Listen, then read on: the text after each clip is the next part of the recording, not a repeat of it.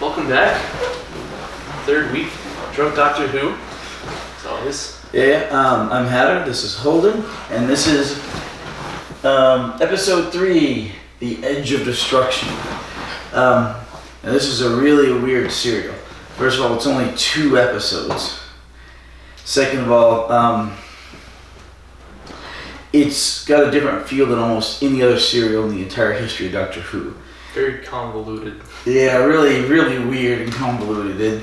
It takes place entirely in the TARDIS, and there's a fault going on with the TARDIS because a switch gets smashed down and it doesn't spring back up. So literally going back to the beginning of time or something, and the TARDIS makes them all paranoid about each other so that they can try and figure out what's going on to fix a spring so that they can survive. And it's just all really weird.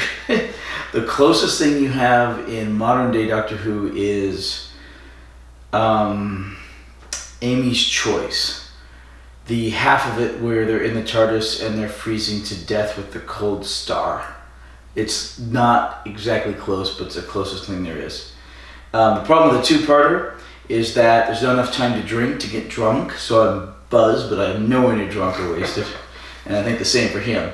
He's been drinking the wine, and I have been drinking Captain Mortigan Black Label Spiced Rum. Mortigan? Captain Mortigan. Yeah, Mortigan. You know, you put that in there. Anyway, so here, cheers. There you go. Don't try this at home, kids. Not till you're 21. Right, and because we only had 2 episodes in this serial, we also watched the pilot along with it. Right. And we're going to do that. So when we have 1 or 2 episodes in amongst otherwise 4, 5, 7, 12 part serials, we'll watch a bit of the oddball off stuff. Like with this one, like I said, we watched the pilot episode, and we'll talk about that here in a little bit. And when we get to The Rescue, which is only 2 episodes, we will watch Doctor Who and the Daleks, which was the first Peter Cushing movie. That'll give us more time to drink and enjoy, and also gives us a chance to make a longer video and a longer evening of it than an hour of Doctor Who. You know, at least an hour and a half or 2 hours or so. And then when we do Mission to the Unknown, which is the only standalone episode during 20th century Doctor Who, excepting the TV movie, then we will watch Daleks' Invasion of Earth movie with Peter Cushing.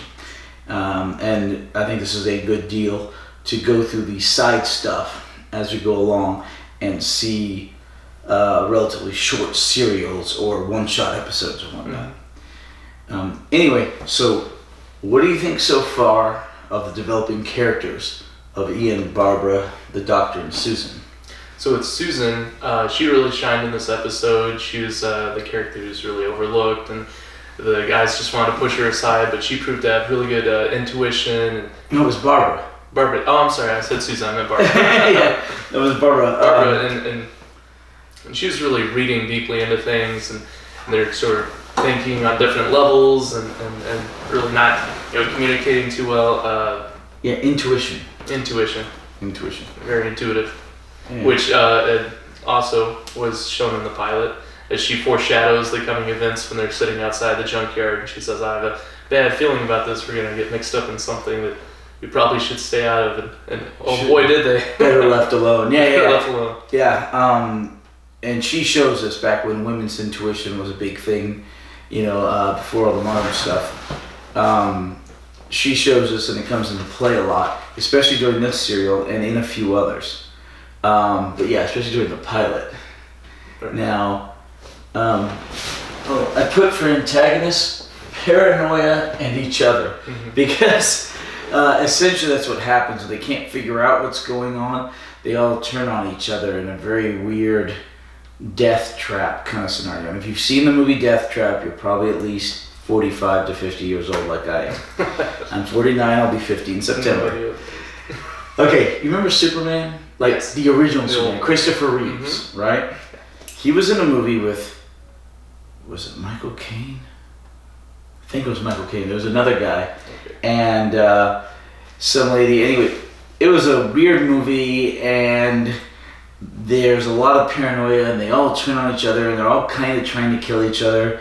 And the twist was that Christopher Reeve and Michael Caine were lovers. They killed his wife. It's really weird. I saw it in the theater when I was like, I don't know, 13.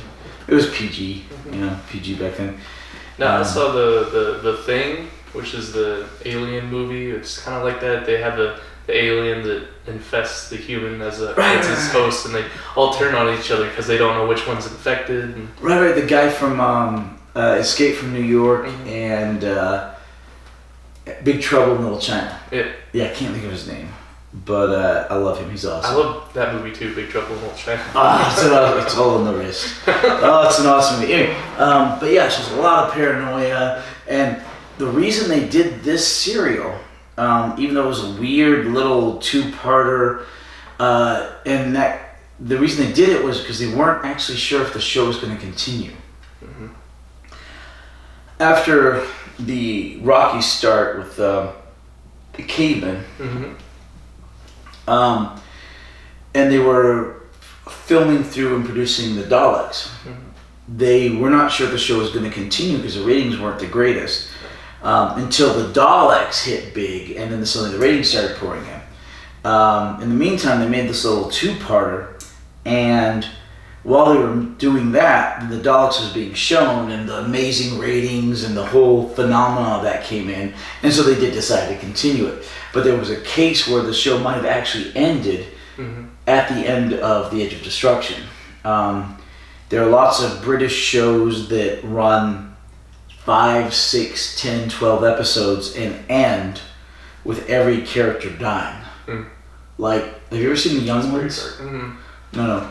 Yes, British are dark, man. They, especially, post World War II TV, it's just dark. Just kill everyone. I feel like that's the mindset in if you've seen the Star Wars movies, they made that prequel of Rogue One, and it's just like, well, we have to kill everyone because they're all not in the next movie. Right. I haven't seen Rogue One. I gave up after. Oh, I just spoiled it for you. No, I knew. No. I saw The Force Awakens, and it was Star Wars Episode 4, the original Star Wars, redone, nowhere near as good. I gave up. I haven't. It's basically. Yeah, I think there's a new bigger Death Star and a new bigger laser. Exactly. I think I and a million other people, or 10 million other people, gave up at that point. I suffered through the prequels, and then the stupid insanity that was, hi, I'm a Mary Sue, and I can use the Force, although I've never been trained, although we've established the Force needs a lot of training. I can fly the Millennium Falcon, although I've never been trained, and we've established when 3 people can fly the Millennium Falcon. I can just do anything. There's no character development. There's no reasonableness to it. It's the exact same plot as Episode 4, and it's just so bad. I gave up on Star Wars at that point, and I gave up on Star Trek during Voyager. Did you ever see Star Trek?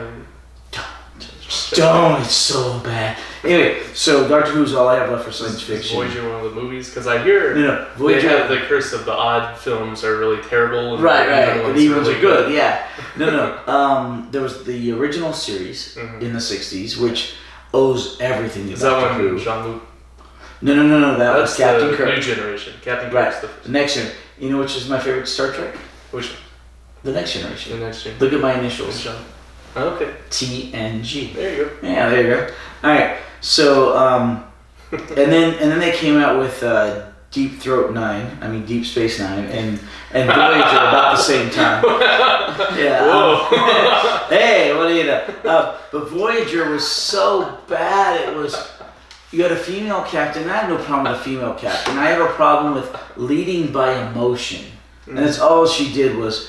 I hope everyone wants to do what I want them to do, and I won't tell them to do it, but I hope they... Oh, it's so bad. So anyway, despite the fact that, feminism has already destroyed a couple of different sci-fi shows of love, I'm hoping it does not destroy Doctor Who, despite all the evidence to the contrary. I will give Jodie Whittaker and Chibnall the benefit of the doubt, and I will watch Series 11, and I will hope and pray that it's good, because Lord knows Moffat's era after Series 5 was not. But anyway, so... sorry, I've got rants, I got lots of rants. They go way more when I drink more, but we're not there yet. So anyway, so they didn't know if the show was going to continue, and so they did this little two-parter, and then the Dalek stuff started airing, and they got the great results from it. And so after that, they go to more normal serials. The next one is Marco Polo, 7 episodes. Really amazing serial. Unfortunately, it no longer exists. It was junked during the 1970s policy. Have I told you about that? Is that where they had budget constraints, so they just retaped over film? Or Yes. Not film, video cassettes, videotapes. They didn't have money for film. Mm-hmm. Generally speaking, there are some exceptions. Specifically, you see the one Spearhead in Space right there? The little Blu-ray in the middle of the DVDs? Right. Mm-hmm. Yeah. Okay. During Spearhead in Space, there was a big strike at the BBC of all the people who filmed things. The guys who went out with the cameras, the cameramen and all that. So the director was like, no, we have to do this. We have to continue the show. Give me a film camera and I will film it myself. The director went out there with a film camera and filmed it. It is the only portion of classic Doctor Who actually put on film properly. The only whole serial. There are little bits that are occasionally put on film for outdoor locations in other times. And there was, during the TV movie, a weird film to video transfer so they could do the special effects or something like that. But this is the only classic Doctor Who serial entirely shot on film, and it was because of the strike. But otherwise, they did it all on video cassette, and the video cassettes were wiped so they could reuse them. And so there are currently 96 or 97 episodes that still do not exist in their original form. In any way, shape, or form. Because they taped over the video cassette tape. Right. Now, have we talked about that? Kind of, yeah. We've hinted at the reconstruction, the taping over. Right. I talked about it during my introduction to the Doctor Who video, which is hilarious because it's gotten more... the history of Doctor Who video. Right. Because it's gotten more views than any of the drunk Doctor Who videos have. Which is hilarious. You saw that? I didn't see the video, but I saw it had more views. Right. Don't watch the video because spoilers. I don't spoil it. Oh gosh. I've given you so many spoilers. Okay, but the whole spoilers thing during the Moffat era becomes a catchphrase because the Doctor is meeting River Song, but they're meeting each other in reverse direction.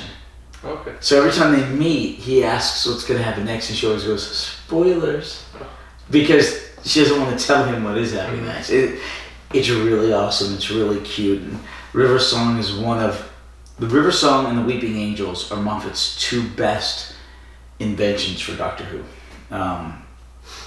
It's just really good. But anyway, so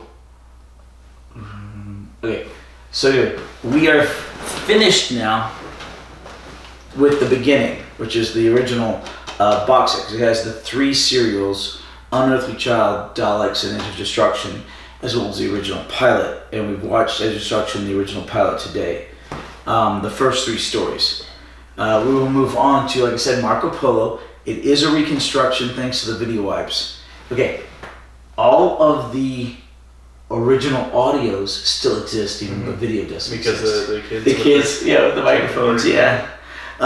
So what they did was they took digital stills and telesnaps, and there's a great company called, not Loose Cannon. Loose Cannon is the audio stuff. I can't remember. It's been years since What's that audio quality like, though, with holding the microphone to the television? It has been digitally enhanced through computers. So they take the best of all the recordings, they digitally enhance them, and they get it pretty darn good, actually. It's kind of amazing. Yeah. But next week we will see your first reconstruction, and in some ways it is more difficult and more brutal to watch. It's kind of like listening to a football game on the radio. You have to put in all the video in your head. And some people can do that, and some people really can't. I remember going to the library, and I get these cassette tapes of these old radio broadcasts of Superman and Batman when they had the radio specials. Flash Gordon. You're right. Yeah, and I'd listen to those. Is there anything like that? It's not quite like that because I imagine the audio is more visual based. Right. It's not quite like that because there's video happening. Right. And you're supposed to be able to follow the video along with the audio, because in a straight audio program, you're just following the audio and they say and explain things more. With the video, you're supposed to be able to see the video, but with the reconstructions... Got the stills. Well, they've got the stills, but when there's something happening you need to see, but you can't see, they'll have an explanation, a little scroll down at the bottom telling you what's going on. So, the doctor walks over and turns on the machine, that kind of stuff, Yeah, and you said some of them were even animated, or... Right. They've animated, a bunch of the serials will have 6 episodes, 4 of which exist that have been found in Nigeria or Hong Kong or Australia or wherever, and they'll have 2 missing episodes, 2 episodes that are still missing. Well, what they've done is, in many cases, they've animated those missing episodes, usually to fill in a serial that had several actual existing episodes, and they animated the 2.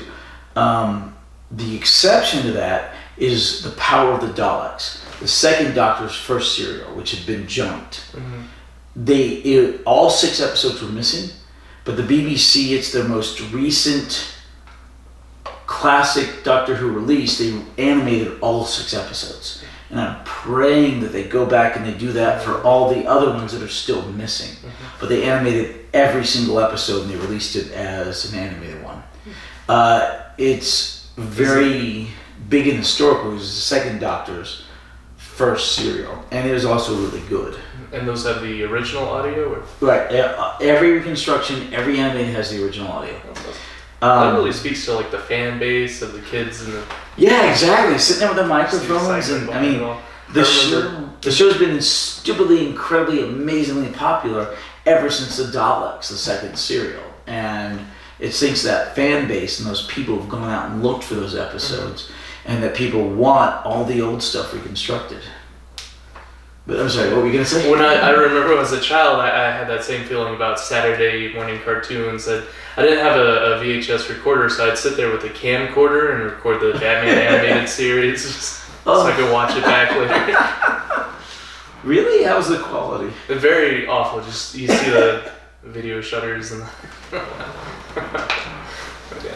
So, by junked, you mean they filmed over the right, they recorded over so and how come the pilot was never filmed over? Because it was really unnecessary to have 2 of the... Because they refilmed the pilot, why didn't they ever go back? No idea. They kept that. I have no idea. Maybe for historical purposes. Maybe because it was only a single episode, so there's not a whole lot of tape to reuse. Okay. I don't know. But anyway, so we watched the pilot, and one of the reasons we watched it was because, like I said, 2 episodes, 50 minutes is not enough time to either drink and or to enjoy the evening. You need longer, so. But it was really cool because the Doctor was so much gruffer in it, so much more antagonistic and really defensive and aggressive. Yeah, passive aggressive. Right. Yeah. It gives good context for the director's, intention for the character, why they refilmed it and told him to go a different direction with it. Right. So, sorry, go ahead. No. I was telling him that Verity Lambert is the original producer of the show, and she was the first female producer at the BBC.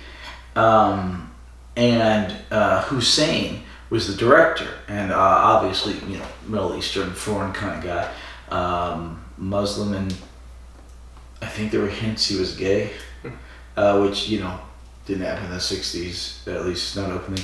But I don't know. I'm just going off hints off the what I've read in the Doctor Who Adventures in Time and Space. Anyway, but okay, I need to reorganize some stuff down there. I just realized. No. The Christmas serial for this Christmas, Twice Upon a Time, is down there, but I put it behind the Apocrypha. I need to take all the Apocrypha stuff, put it together, and put that separate because it doesn't deserve to be after that, you know? They really stuck with the same font for every... For most of it, except for this one. Right. The 20th century stuff is all pretty much that. Mm-hmm. And even the reconstructions, people have made covers for it. Like this. Right. Okay, this Fury from the Deep is a reconstruction because this doesn't exist currently. And they made the sides and everything to look in as much as possible like the rest of them. Now, obviously, it's it's just a homemade, handmade deal. Loose cannon. Big Finish is the audios, and Loose Cannon's reconstructions. So if you want to see everything you can in the best quality you can, Loose Cannon is amazing. So the reconstructions like Loose Cannon, it's not officially endorsed by like the BBC. No, but it is. Oh, what's the word? Not implicitly, but the BBC is happy to have a fan base that wants to do this. Mm-hmm. Tacitly, I think that's the word, tacitly. So not implicitly, but it's tacitly endorsed because they don't stop it. They just go, great, awesome, let them do it. So the reconstruction DVDs are like $1 each.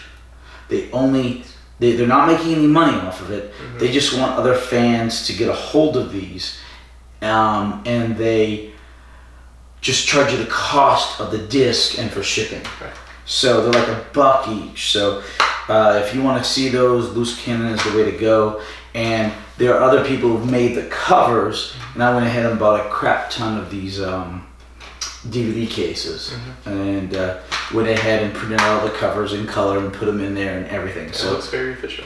Yeah, it really speaks to the passion of the fan base and really the... Yeah, I mean, people just want the best of everything that can exist, and that's why you have certain fans who literally go out and they search the world for episodes that we're missing. Because some of the episodes were literally, they were literally taken from place to place, especially in Africa, on the back of bicycles. People would bicycle them from Nigeria to Nairobi or whatever African countries. Because the British Empire controlled a good bit of Africa. And a bunch of those countries were only released as countries after the Second World War when the British were dismantling their empire. And, India became independent, Israel, Egypt was under British control for a long time. That's why the Egyptian pound, their money is called the Egyptian pound, because of the British pound. Didn't know that. Yeah. There were a bunch of countries in Africa that were Libya, I don't remember, but a bunch of them were owned by the British Empire during the colonial British times. And as they kept dismantling their empire, but a lot of them spoke English, like a bunch of Indians speak English because of the British being part of that. Hong Kong speaks English because it was part of a larger British territory that controlled a chunk of China. And they gave that back in 1997. But anyway, so a bunch of stuff was scattered all over the world, and there are people who go out and they look for it, and they love that stuff. It's crazy. But anyway, so next week, the first reconstruction, Marco Polo, which is the only missing serial from the first season. It's so sad. What questions did you have? So you're talking about how they didn't know if the show was going to continue, and they're sort of expecting failure, so they filmed this 2-episode serial completely in the TARDIS, and that's due to they didn't want to spend more money on exactly. They had to save the budget, yeah. But at the same time, they also really showed the inner workings of the TARDIS. And you said for the first time we got to look at the bedding. It showed their sleep area and how they eat and everything, and the wardrobe. It talks about how they had shown earlier. They showed earlier how they eat, but the bedding thing is shown first. And the doctor speaks of his extensive wardrobe and how he's collected so many clothes, and is that an explanation for why every Doctor has a really different style? Or Like, the TARDIS is nearly infinitely big. Okay? And this is really shown during Tom Baker's era. Okay? There's a serial called Invasion of Time, which my main Doctor Who watching group is actually getting to in the not too distant future. The main Doctor Who watching group we just finished The Talons of Wing Chang, which is the 14th season. I don't know, I've got it right here. I think it's the 14th season. Yes, I'm correct. And The Invasion of Time is the end of the 15th season. Those seasons went 4 episodes, 4 episodes, 4 episodes, 4 episodes, 4 episodes, 5 of 4 episodes, and then a 6-parter for the end of the season. Anyway, during The Invasion of Time, they really get into the TARDIS and they really look around, and it's like many levels of many things, and just almost infinitely deep and infinitely down, infinitely far, and it's crazy. You see the swimming pool for the first time, and several other things. It's just huge and nuts. But anyway, so yeah, you see the sleeping areas, and during the 5th Doctor's time, Davison, you see that each companion has like different sleeping quarters, which is like not really addressed before then. I mean, you assume they have to have them somewhere. You assume it's not like a communal bedding area, right. Although a nigh communal bedding area is shown during this serial. But yeah, they've all got like their own rooms and spaces and things. Yeah.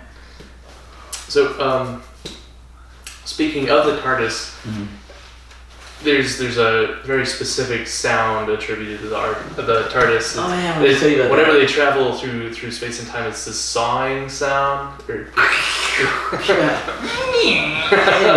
know what it is? Your impression? I don't know. No. How they create a guy took a key and he ran it up and down piano wire. Oh, okay. So the piano, the inside of the piano, the wires that the keys hit. I used to play with those as a kid, and I'd lift Yeah, the piano. he took the key and he ran it up and down the piano wire to create that sound. Now, Moffat, as he destroys most things, later claims that that's because the parking brake is left on. It's crap, it's garbage, ignore it. But that is the sound the TARDIS makes when it's materializing / dematerializing. But it's just really cool because there's a guy going up and down the piano wire. So that means they change the sound later on? No. Oh, it's always that? Yeah, they keep it the whole time. So the parking brake's always on? Yeah, and the Doctor's like, I like that sound. But Moffat, in his pro-feminism ways, apparently has to have the women tell him, you've been flying it wrong for the last 800,000, 2,000 years, and yada yada. But anyway, so and you know that weird deal that they get at the beginning during the theme, the video distortion. You know how they get that? They point a camera at a monitor that's showing what the camera is recording. So it's a loop back of video is how they get that effect. Okay. It's really cool. Yeah. I always love that sort of aspect of the film industry. They talk about sound creation and messing with all the soundboards to find these really unique sounds. Like in Star Wars, how they invented the lightsaber sound was him waving this antenna is just interacting with the different audio equipment. Like, and with the Halo video games, they had the Marine and they played it backwards and sort of distorted it, and that made the alien sound effects. I know nothing of Halo video games. It's just this cool industry where these guys get to play with the keyboards and just make different sounds. It's always fascinating to me. All I know is it means high altitude, low something. High altitude, low... low something. I forget, but that's all I know about Halo is what it means, or most of what it means. Oh, I didn't know it stood for anything. Yeah. It's just a Halo ring. No. High altitude as they jump out of the plane, like nearly in space, and then low. Are you talking about the orbital? The orbital drop. That's the Halo. Yeah. And then low. Oh, something I forget, but that's what Halo stands for. Okay. Yeah, I forget. But anyway, what was your next question? So you talked about how they never change the sound for the TARDIS, but they change or they expand the set of the TARDIS, and even in the pilot they sort of change different. So they have subtle changes. Like I noticed the chairs were different in the first pilot that they reshot. The Doctor sat down in this really ornate chairs. It's very fancy, and then later on this past serial, the 2-episode one, they exchange it for this vastly different looking chair. It's very pointed. Is that just a different chair, or did they change it? Well, if you notice, I think Barbara wakes up during the Edge of Destruction in that chair. In that chair, it's a Napoleonic French or a Louis French chair. And it's, oh my gosh, this is the kind, you wanted when I was a kid growing up in New Orleans. 200-year-old beautiful French chairs. But the main thing about the pilot and we were talking about this, the main thing about the pilot and the actual first episode, because they got to refilm it. I think we mentioned this before, but the head of the BBC drama department allowed Verity Lambert, like I said, the first female director, to refilm the pilot, which was almost unheard of, but he allowed her to do it to make the Doctor less gruff, less alien, and less imperious. So you notice in the original pilot, he's very imperious and and they made him more down to earth, amiable, and amicable, and they made Susan less alien. Because remember she was doing that Rorschach test? Yeah. You said they never explained why she's making the ink blots. Well, yeah, because it never made it into the final product. Yeah. What are your speculations? What do you think she's going for there? No bloody clue. She's... Okay, but the thing is she is a young Time Lord. Right. They call them all Time Lords despite gender.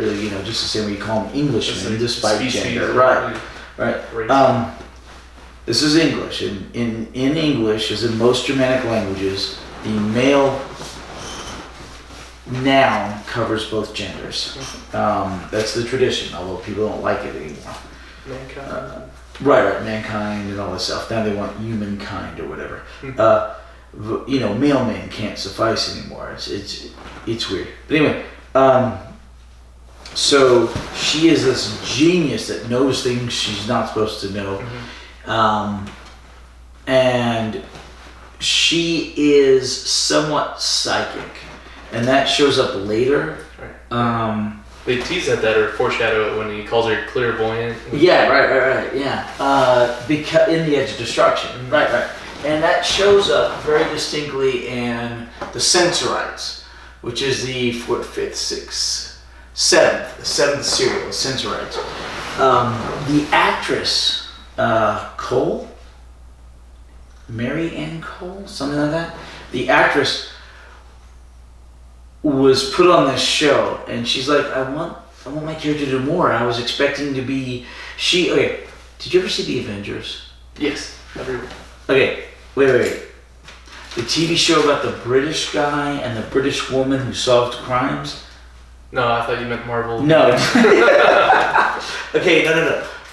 Way back in the day, in the early 60s, before Doctor Who, there was this British TV show called The Avengers about this English gentleman and this really amazing female companion or psychic. They were basically partners, right?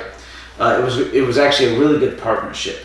He was the brains and she was the muscle. She was fantastic at combat, and he was the gentleman with the brains and stuff. Anyway, they made a bad movie in the 90s with Sean Connery and Uma Thurman. It was bad. It was bad. But anyway, so in the original show, you had actresses like Emma Peel. She was hot. Emma Peel, and they had these skin-tight outfits, and she was the combat lady. It was fantastic. Mary Ann Cole, I think that's her name. And she came on as the ingenue, as Susan, and she wanted to be more like that kind of character. But for the physicalness of stuff, Ian, who is the young man, the male teacher, takes on most of the physical stuff. And she thought her character wasn't going anywhere. So they said, well, we'll give you some sort of psychic powers. And in the Sensorites, she actually feels the Sensorites and has some sort of psychic connection with them. And that's kind of foreshadowed in several places during the regular part of the show, like in Edge of Destruction, when they think she's clairvoyant. And that could also explain why in the Edge of Destruction, she seems to be more susceptible to the controlling machinations of whatever the heck it was, the TARDIS itself. Defense mechanism. Right, defense mechanism to make her create a crisis scenario. Man, that was a heck of a sentence. Anyway, but yeah, she's more susceptible to that. And the Time Lords, okay, two things that are keenly presaged in this very short serial. One is that the TARDIS is intelligent and reasonably sentient. That it comes into play much, much more later, okay? But the TARDIS is a essentially living, thinking entity. And the doctor at that time didn't even really understand how it worked. He said it can't be possible that it's thinking, Right. it just has to function as a machine. Right, it has to think like a machine. But later on, as the show expanded and the lore expanded, he understands that better, okay? And he calls the TARDIS sexy. It's like, what do you got for me this week, sexy? Stuff like that, you know? But, of course, the TARDIS is a ship, so in the Western culture, except Russia, ships are referred to as females. In Russia, they're referred to as males. But in most of the West, it's females. There was a great episode of The Simpsons. Lisa, my wife's name is Lisa. Lisa asks, why is it always planes and ships are named, are given female names, and why are they always referred to as females? And the pilot goes, because they require a lot of upkeep, they're expensive, and they require a man's hand at the wheel to keep them going in the right direction. She's like, I knew it'd be something like that. Anyway,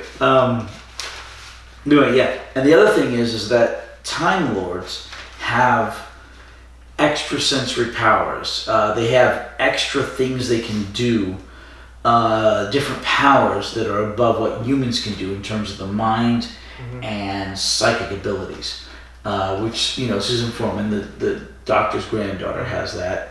And the Master, you will meet him later. He is like an arch nemesis of the Doctor. Sherlock Holmes? He's like the Moriarty to the Doctor. In fact, he was written specifically to be the Moriarty to the Doctor. He has hypnotism powers. He has fantastic hypnotism powers. And the Doctor has mind-engaging powers, where sometimes he can grab a person's head and transfer information back or forth as necessary very quickly, literally from brain to brain. And so that is first presaged or prognosticated here in this serial. Yeah, and Ian talks about how he's frustrated, how he can't keep up with the Doctor, stay on pace with him. He's like, one step ahead, and that's never going to happen. Exactly. Speaking of the Doctor and all his sort of traits and secrets, it also, you teased the anatomy of the Doctor and how they're listening to his heart after he's been injured by the sort of crash landing of the TARDIS traveling back in time, how they're listening to his heart and they're like, oh, it sounds fine, but you said it didn't say anything about his second heart. The second, right. Time Lords have two hearts, okay? It is part of how they live longer than we do, how they can survive things we can't. It's a double circulatory system. Kind of like we have two lungs in case one goes out, the other one can keep going until we can get it, or two kidneys. They have two hearts. That comes into play later on. Okay, same thing for the name Time Lord. We get the fact that they are space travelers and time travelers cut off from their own people. But the name Time Lord doesn't come into play until I think the second Doctor. The Two Hearts thing doesn't come into play until second, third, fourth, somewhere in there, Doctor. Much later, if I remember correctly. These are things I'm telling you that will happen in time. It just has a bit established yet in lore. Right. The whole point of the Doctor is he's incredibly mysterious. He's incredibly hyper competent, hyper knowledgeable, hyper experienced, right? And intuitive. And he can do a lot of things other people can't do, and the show is mostly about him back in the day. Modern times it's mostly about the companions, although that might change with the Whittaker. We'll see. But anyway, so it was all a mystery. And that was the whole thing. We still don't know his name. Yeah, the Doctor's actual name, we still don't know. During Tom Baker's era, somebody addresses him as, I think, Alpha Sigma. And he's like, what? But it was an old college buddy of his. So it has been written off that was his sorority name as opposed to his actual name. Okay. The way that sororities give people names, like you've seen Animal House, right? Right. Your Chi Delta, thing is Flounder. Yeah. Yours is Pinto. Yeah, kind of like that. Right. So you hear his name once, but apparently it's not his actual name. The only person he ever tells his actual name to is River Song. Much, much, much, much, much later down the road, as they're getting married in a hand fasting ceremony. Do you know about hand fasting? No. Okay. Way back in the day, we're talking several hundred years back, there was what was called a hand fasting ceremony, where you take, a hand, and you have the other person put their hand across that, right? And you would tie it with usually a white cloth. And in many societies, this was how you got married. You would say the words, but you would fast the hand as well. In some other cases, it was like a betrothal or an engagement. Where you're promising yourself to each other to do the marriage later. But anyway, way down the line, they have a hand fasting ceremony for the 11th Doctor, Matt Smith, and River Song, and he whispers his name into her ear. That's the only person he ever tells in the bloody entirety of the show. But it's his wife, apparently he had another wife at some point because he's got a granddaughter. Okay. Ignore the books. There's a whole bunch of books for Doctor Who, but according to the books, Time Lords are not created by procreation, they're created by looms of DNA. It's really messed up and weird. Ignore that. Forget I ever said it. But we're going to assume, even though it's not explicitly stated, that the Doctor was married at some point back in the day. And every once in a while, the Doctor will have a romantic interest, even in the old stuff. In the Aztecs, which is 3 serials from now, there's this older Aztec lady that he's sweet on. And, well, they're age appropriate. He's the actor for the Doctor, is 58 at that point. And the actress is like, she looks about 54 or something. They're really age appropriate. And they kind of have this, there's no kissing, there's no chemistry. Yeah, they just have this kind of old people chemistry thing, which is awesome. And it's just amazing. But we're assuming he was married at some point in the past, so he has a granddaughter. And all the way down, he doesn't get married until way in Matt Smith's era, when he marries River Song. So he spends a long time, I guess, as a widower, maybe a divorcee. I don't know. It's never mentioned, but I'm assuming probably widower. But speaking of his age, why is it that his age fluctuates so drastically sometimes between regenerations? In the old 20th century stuff, it's very serialized. You go boom, bada boom, bada boom, bada boom, bada boom, and they're all, back to back to back. In the new stuff, it's not serialized. And one does not necessarily lead into the other. So you can watch an episode or two out of order and it won't make as much difference. But there's the assumption that there are other adventures in between that you don't know about. In fact, it's very explicitly shown in Blink. I told you that was one of the best episodes of Modern Doctor Who, to show somebody if they don't know, because the Doctor and what's her name? Smith? What's his companion? I can't even remember. Smith or Jones? No, she's Jones. She's Jones. He's Smith. Anyway, so the Doctor is shown at that point with his companion, and they're doing something, and you know they're having this adventure, but that's not the focus of the episode. So that obviously there's adventures in between what they're doing on the show. And so the Doctor will go off very much, especially during Tennant's reign, tenure, and he will have hundreds of years possibly worth of adventures, and they're not shown on the show. There's another theory that's a fan theory that the Doctor's age resets